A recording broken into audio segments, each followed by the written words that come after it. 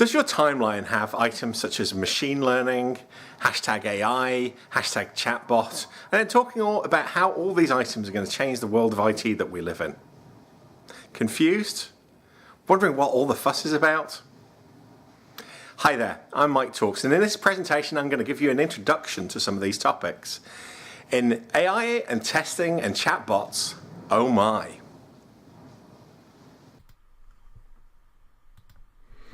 So welcome to the topic, AI and testing and chatbots, oh my.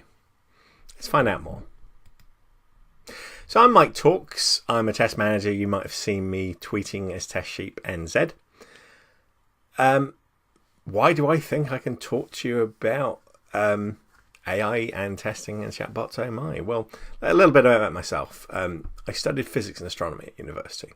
Now, normally that wouldn't be something I talk much about. You don't need to know my educational history. However, there's a lot of things about astronomy people don't really understand. Most people think about astronomy and they go, it's all looking through telescopes, isn't it? The truth of astronomy is, though, it's usually about handling large amounts of data, trying to convert that data into an understanding, which we'll talk about a little later in an example that we go through.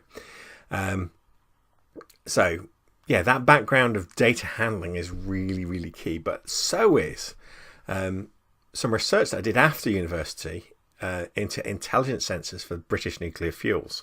And this is all about trying to use, in the 1990s, different forms of AI that was available at the time to do signal processing. From that, I actually ended up with a job as a mathematical modeler, and for about 7 years, we developed different types of mathematical models that would simulate things in naval and aerial environments, including things like sonar and radar, and even how ships moved. Not all of those used elements of what we will call machine learning later on, but machine learning itself is a kind of statistical, a way of getting statistical fits. And a model that runs at a reasonable speed that does a good approximation of reality. And we did do a lot of those, and we did use some elements of machine learning within those projects.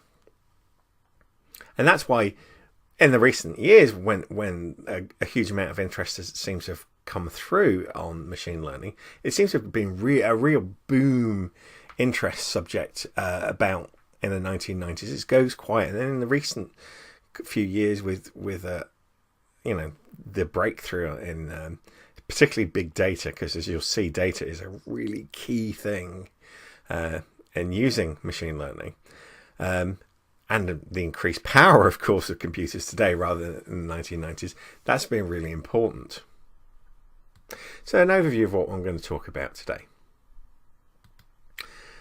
Well, firstly, before we put the term machine in there, I'm going to look at what really learning is. And there's an example from astronomy I'm going to be picking up and using. That's going to lead us to say a little bit about what do we mean by machine learning. Next, we're going to look at some examples of regression machine learning.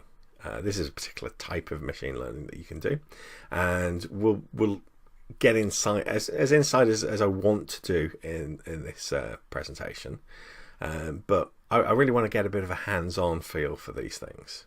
And if we're doing regression, we best do classification machine learning, which is another key type. Finally, we'll go into the chatbot, and looking how really the chatbot is an extension of some of the machine learning that we've looked at to date.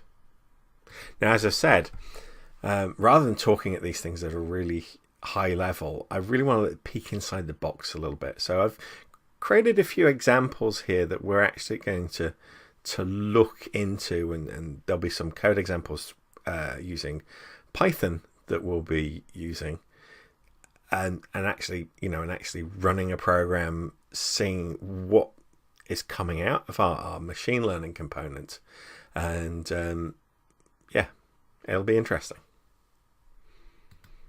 So pretty much as I alluded to at the start, AI, machine learning, testing, chat with chatbots. Everyone's talking about it. So pretty much as I alluded to at the beginning, AI, machine learning, everyone's talking about it. You just have to go to social media and you'll see things like, all the hashtags are on display here. What will the future of work look like after the robot revolution? AI, machine learning, blah, blah, blah. Are you ready for machine intelligence? Machine learning's in there somewhere. How executives use social media. Machine learning, blockchain. Of course, blockchain. And deep learning. By the way, we won't be touching on deep learning in this particular presentation. All you need to know about SEO, machine learning, marketing. Of course, blockchain again with machine learning. Well, what's the fuss about? Let's have a little look at this in this video. Our competitors are doing more in AI. Maybe we should too.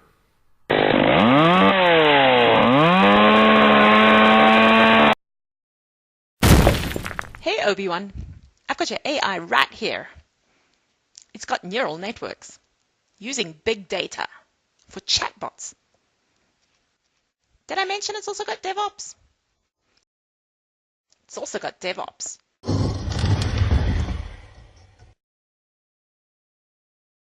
You don't want to listen to any clown about this subject. I'm still here, Hi, I'm Tess, and I know a little more about AI. A lot of people think AI means robots and androids and cyborgs. Oh my. A better acronym is really ANI,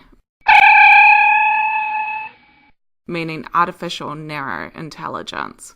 It's about using machine learning to solve a specific problem. Let's explore this. Of course, it's very difficult to separate science fiction from science reality. I've been present at a few AI presentations around New Zealand where at the end the inevitable questions about Skynet, HAL 9000, C-3PO and R2-D2 from Star Wars comes out. Now the reality is when we talk about AI, we're not talking about anything even remotely close to this. What you'd think about in something like AI, that kind of AI is what we call artificial general intelligence, and it's being able to solve multiple different problems using a kind of intelligence that's close to our own.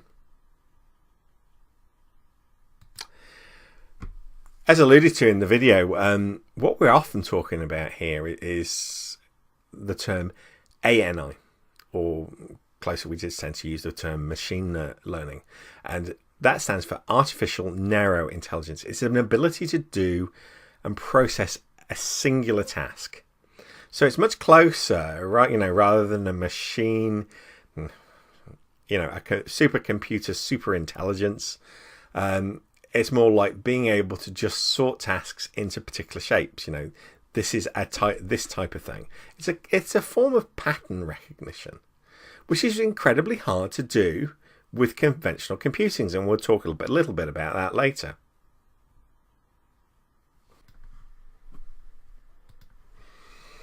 Okay, so before we look at how machine learning works, let's look at just how pure learning works. And what I'm going to do is I'm just going to pick an example from science, how we observed something, how we created models of it, and how it advanced how we predicted things.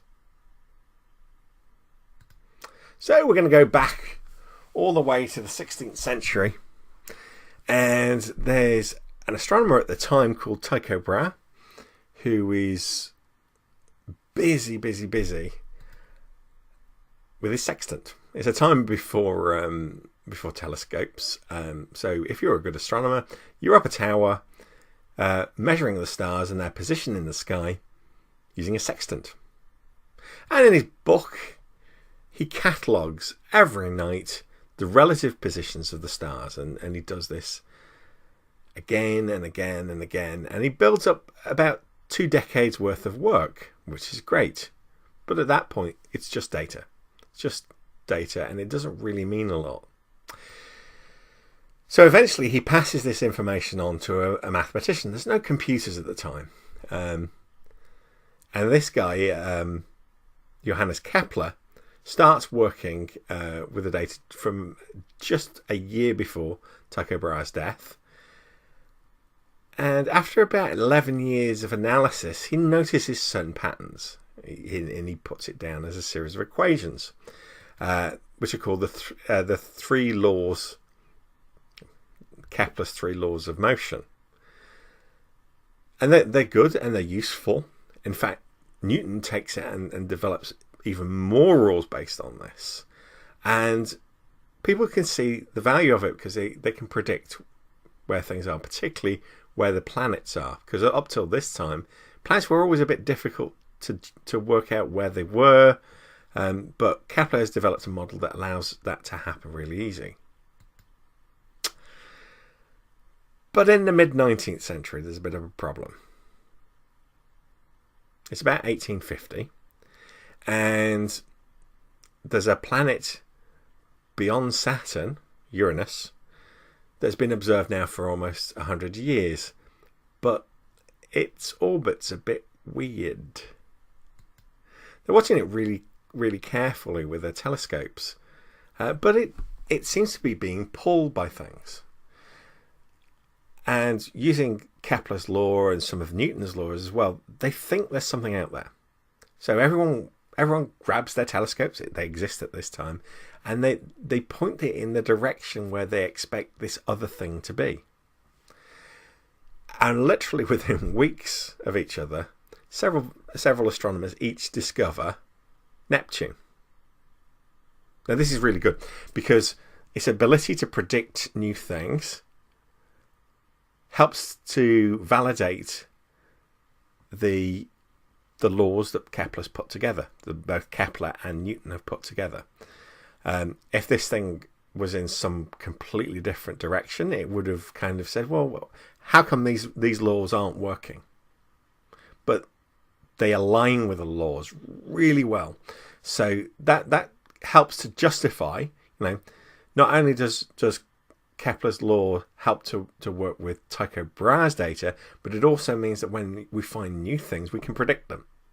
That's really important. And that's a core thing that we're trying to achieve with machine learning. So let's look at the science model, and we'll put right next to it a kind of machine model part. Now you can see there's three important parts here. First of all, you collect data.